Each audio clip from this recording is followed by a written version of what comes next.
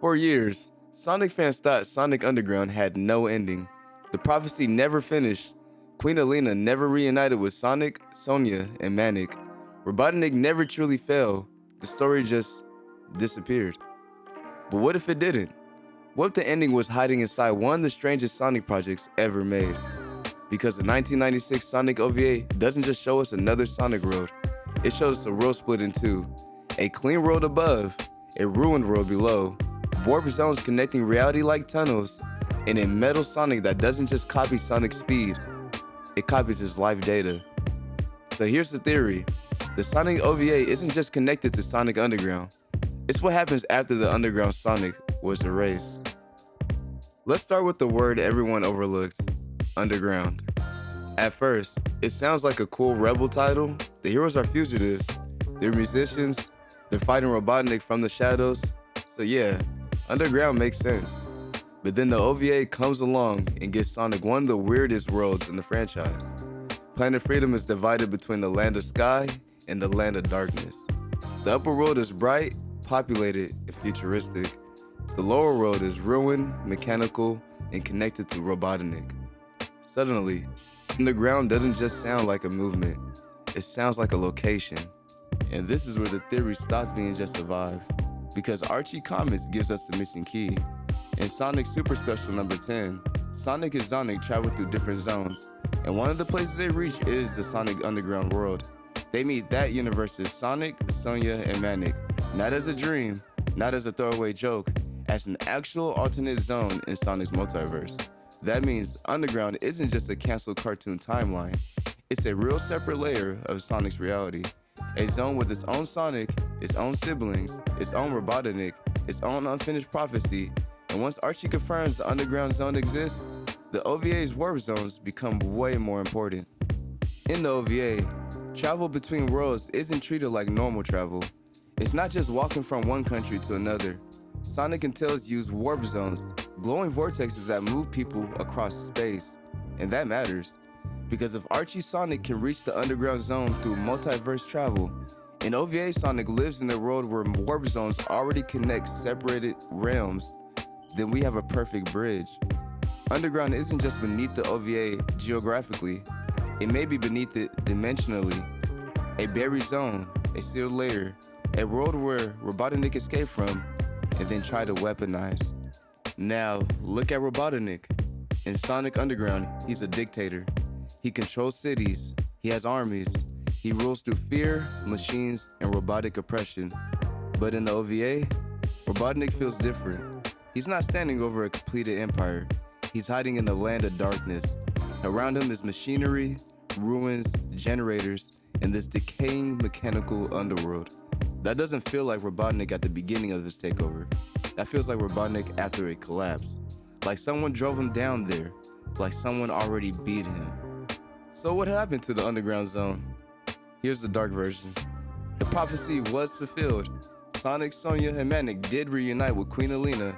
They did rise against Robotnik. They did take back their world. But the prophecy never promised everyone survives. It only promised Robotnik will fall. And in Sonic stories, victory almost always has a cost. So maybe Underground Sonic didn't leave Sonia and Manic behind. Maybe he never got the chance. Maybe the final battle ended with Underground Sonic sacrificing himself to seal Robotnik below. And Robotnik escaped with the one thing he needed most, Sonic's life data. This is the twist that changes the entire OVA. Robotnik's plan in the OVA is to copy Sonic's data with the robot generator and complete hyper metal Sonic. Now let me go back. That is already canon to the OVA story. But what if OVA Sonic wasn't the first Sonic Robotnik studied? What if he was the second? What if Robotnik already had partial Sonic data from the Sonic who defeated him in the Underground Zone? That would explain why Metal Sonic feels so different. He's not just a robot with Sonic speed. He moves like Sonic, he reacts like Sonic, he even shows flashes of Sonic's instincts. Because Metal Sonic isn't just a machine. He's built from the ghost of another Sonic. And let's sit with that phrase for a second. Life data. Not just speed data, not just battle data, life data. That implies Robotnik isn't copying what Sonic can do, He's copying what Sonic is. His reflexes, his instincts, maybe even fragments of personality. So when Metal Sonic starts acting less like a drone and more like a twisted mirror, maybe that isn't a glitch. Maybe it's Underground Sonic bleeding through the machine, the hero who died fighting Robotnik, waking up inside the weapon built from his remains. And now Sonia and Manic becomes the emotional center of the whole theory, because fans always ask, hey, if Underground connects to the OVA, then where are they at? Archie tells us they existed. They weren't faked, they weren't imagined, they were part of a real zone. So their absence in the OVA feels heavier. Maybe they stayed behind to rebuild the underground zone after Robotnik fell. Maybe they sealed the lower world from the upper one. Or maybe the darkest possibility is this: Sonia and Manic survived, but Sonic didn't.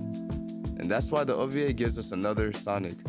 A Sonic born in the overworld. A Sonic who has no siblings, no Queen Aleena, no prophecy, no memory of the underground war. Because he isn't the same Sonic. He's a Sonic who existed after the first one is gone. So here's the full picture. There are two Sonics. Underground Sonic, the prince, the brother, the prophecy child, and OVA Sonic, the free wanderer of the upper world. There are two versions of Robotnik too. Underground Robotnik, the dictator who ruled from the shadows, and OVA Robotnik, the fallen tyrant hiding below trying to rebuild. The Underground Sonic defeats him first. Robotnik loses his empire. The underground zone is damaged, sealed, or buried. But Robotnik survives. He escapes through warp zone technology, and when he reaches the OVA world, he brings the memory of his defeats with him. That's why he doesn't just want to beat Sonic, he wants to own Sonic. He wants to recreate him, control him, turn the thing that ruined him into the weapon that restores him. This makes Metal Sonic way more tragic. He isn't just Robotnik's ultimate machine, he's Robotnik's trauma turned into technology. A weapon built from the Sonic he couldn't defeat. Finished with data from Sonic standing in front of him. Half ghost, half mirror, all revenge.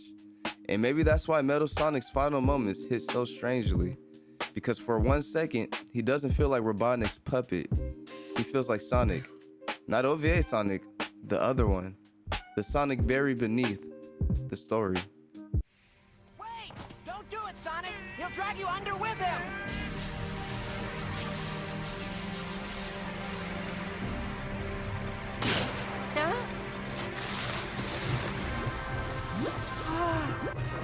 There is only one Sonic.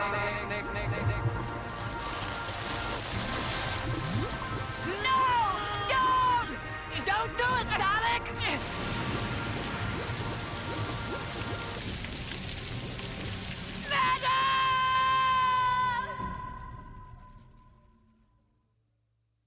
So now everything connects. Archie proves the underground zone exists. The OVA proves Sonic's world has upper and lower realms connected by warp zones. Robotnik's ruined land of darkness looks like the aftermath of a fallen machine empire. The robot generator needs Sonic's life data to complete Metal Sonic, and Sonic and Manic's absence suddenly isn't a plot hole.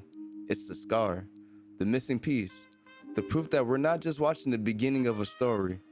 We're watching what came after a war nobody talks about. Maybe Sonic Underground didn't end because the story was forgotten. Maybe it ended because the Sonic story was over.